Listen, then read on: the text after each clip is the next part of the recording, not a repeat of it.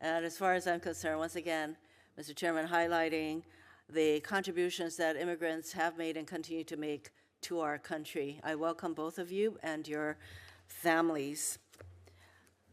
I ask the following two initial questions of all nominees before any of the committees on which I sit to ensure the fitness of the nominees for the positions that you seek.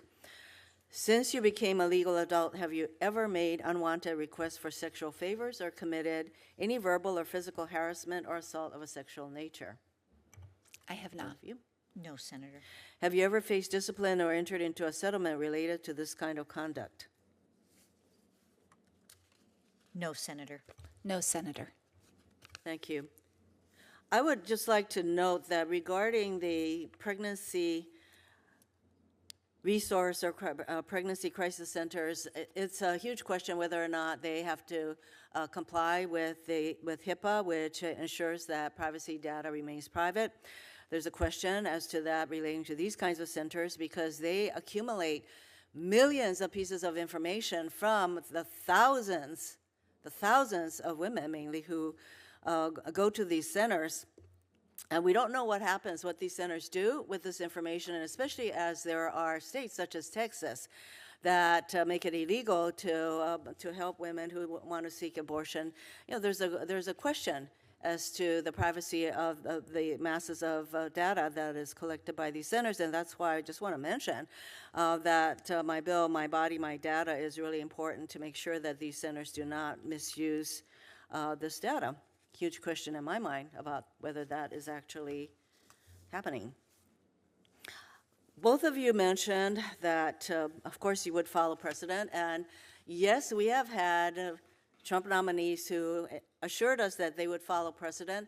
Frankly, the only people who can change precedent are the justices of the Supreme Court, and they are very busy doing that.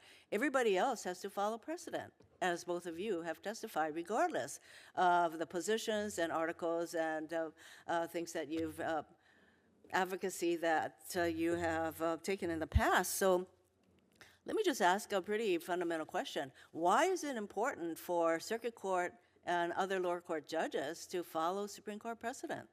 Let's start with you. Thank you so much, Senator. It is critical for all lower federal court judges to follow the Supreme Court's precedent. As it's often said, vertical stare decisis is absolute.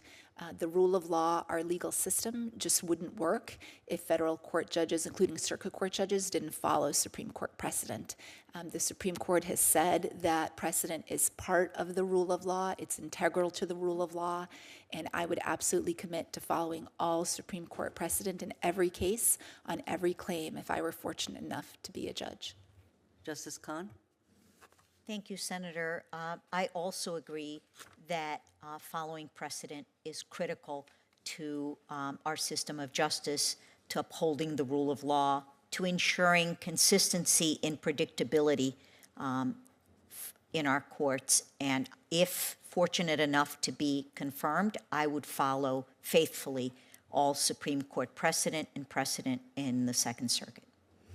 I think both of you have testified, and I am maybe paraphrasing a little bit, but both of you respect the rule of law, and that what you would seek in any judge is an ability to be fair and objective and someone who follows the law. That's all I seek when I am confronted by nominees. Both of you are immigrants. Can you just share with us what being an immigrant has, what kind of effect or influence being an immigrant has had on your life choices?